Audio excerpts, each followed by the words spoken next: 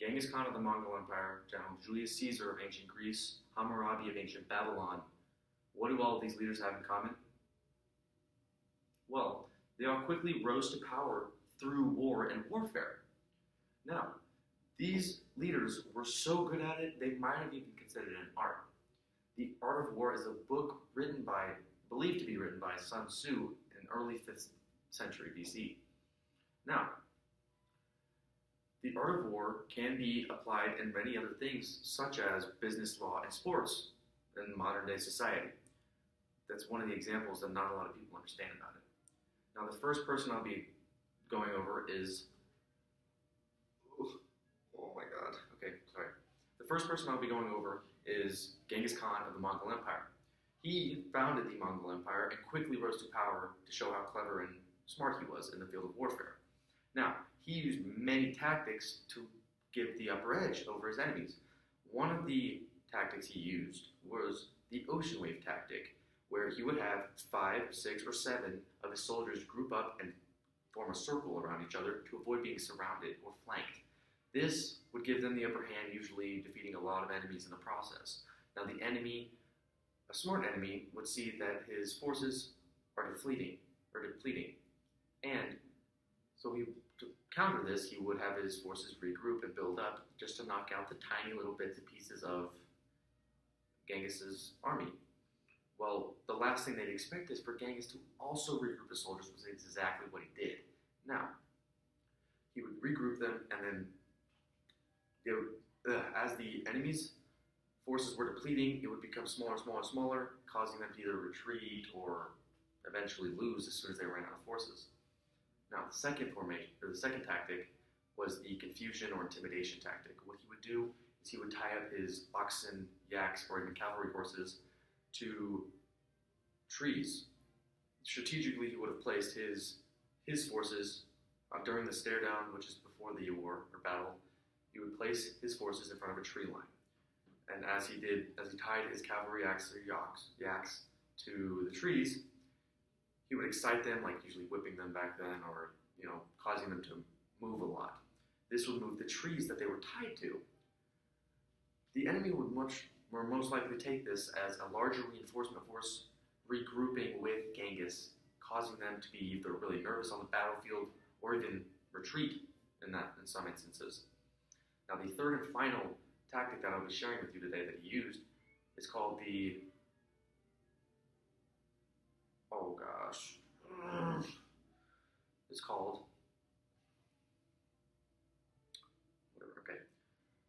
The second person I'll be sharing with you is General Julius Caesar. Now, he quickly rose to power through war and then eventually became Emperor of Greece.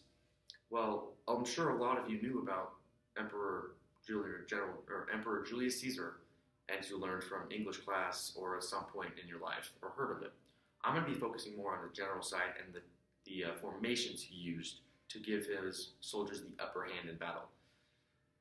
The first formation that he used was called the wedge formation. What he would do is he would have his forces line up in a row, just a one solid row, and then he'd have like a pyramid of soldiers in the front connected to the row.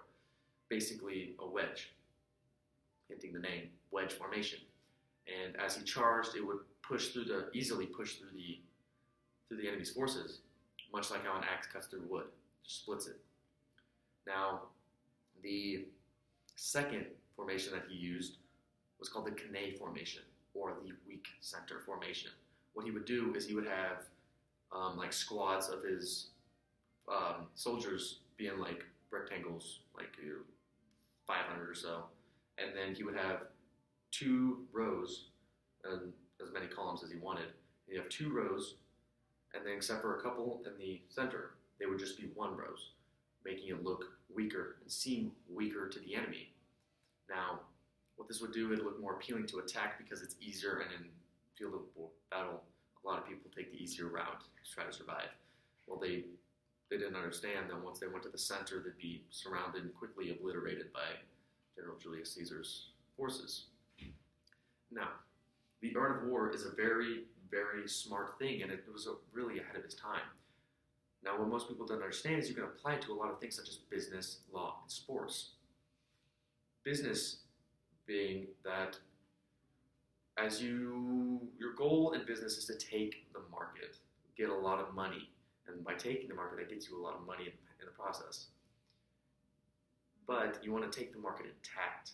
What's the point of taking the market if it's destroyed? You have to spend more money getting the market back up to where it was originally at, rather than getting the money in the process. It's much like in battle. If you're seizing a town or a city or a state, you want to, or even a fort, you want to take an attack, because then you spend a lot of money and resources to just repair it rather than destroy it. I mean, in some cases in history, some people destroyed it, but that was strategically placed because it was resourceful to the enemy. But if you're taking, like Troy, they did destroy it, but they left most of it intact. Like in Greece, they left Troy, most of it intact, just so that they could use it afterwards, which they did. And now in law, there are two sides. There's the plaintiff and the defendant, usually butting heads trying to make the other one succumb to their pressure so they could win. By doing this, you want to focus on the enemy's weaknesses rather than the strengths. Because if you focus on the strengths, it's already strong, and you're just trying to pick at something that's already hard as it is. It's already good. It's easier to just rip at a weakness. Let's say there's a cut on an enemy's arm, and you poke the cut. It's going to hurt more than if you just poke their chest. Now, in sports, a lot of people do not understand that in sports, it requires a lot of mental capacity and a lot of thinking really quickly.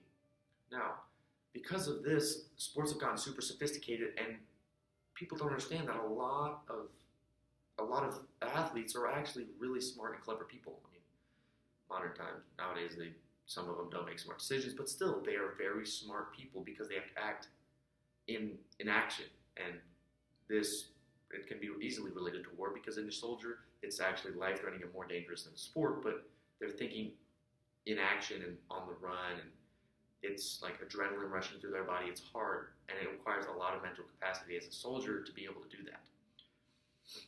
In conclusion, the art of war is an example of how things can be ahead of their time.